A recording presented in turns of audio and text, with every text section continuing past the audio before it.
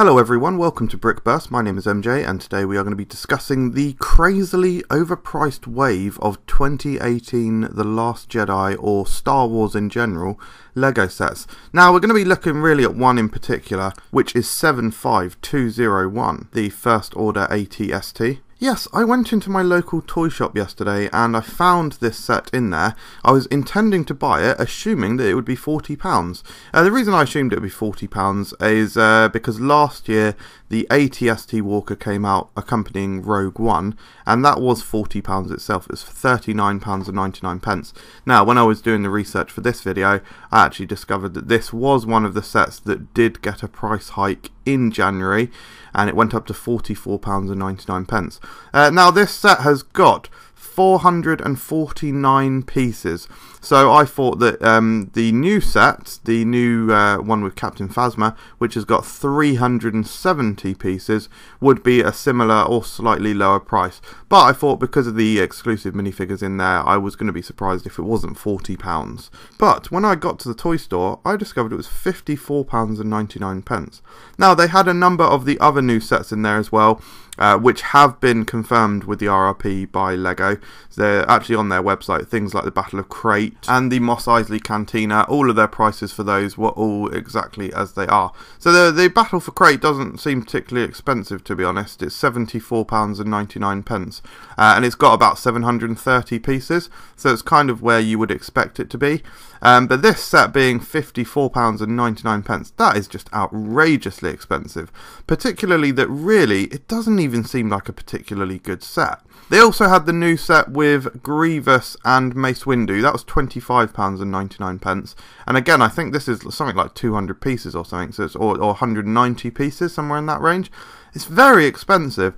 Now these prices do seem inflated even from the last wave. I mean, if we look at things like the Resistance Bomber, that had 780 pieces, but it's a large set and you get a decent number of minifigures, 5 minifigures, a number of which are exclusive, so that's 100 RRP. Then looking over at some of the other recent sets that came out in December, things like the First Order Star Destroyer, that's £130, but that's 1,400 pieces. So the slightly more expensive set seems to be better value. But there are several in this wave that just seem extortionate. For example, the Sand Speeder, 278 pieces, but it's £35 and you only get 2 minifigures. Now there is one thing that I do need to address, and that is of course that the toy shop could be misunderstanding what the RRP is, or they might not have that information.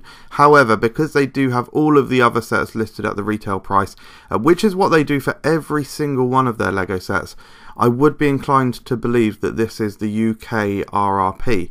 It's interesting to note that a set from last year, Battle of Scarif, was 419 pieces, and that was also £54.99.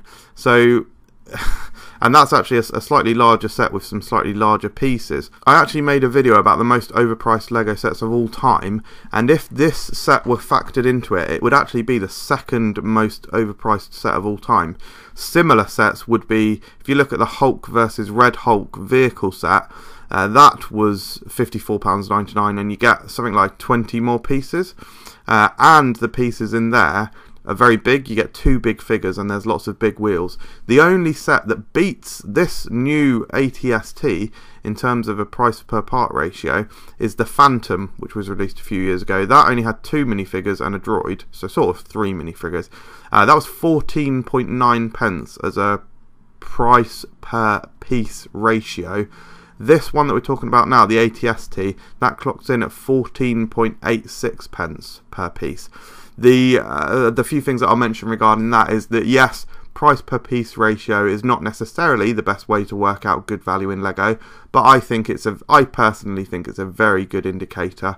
And also, I think you have to take the set into consideration. The Phantom actually looks like a really good set. It's got some nice minifigures and the build is actually very sleek and very cool.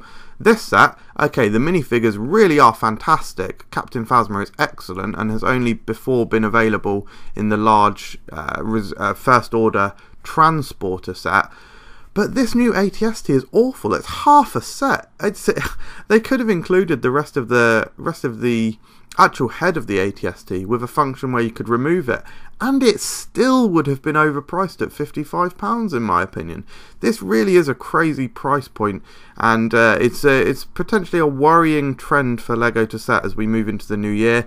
The price hike in the UK last year was it felt very bad. Anyway guys, let me know what you think of this subject in the comments below. Are you a UK consumer and you're very concerned about the price points of LEGO? Let us know, and subscribe to Brickburst for more videos, and let us know in the comments what else you'd like to see us discuss.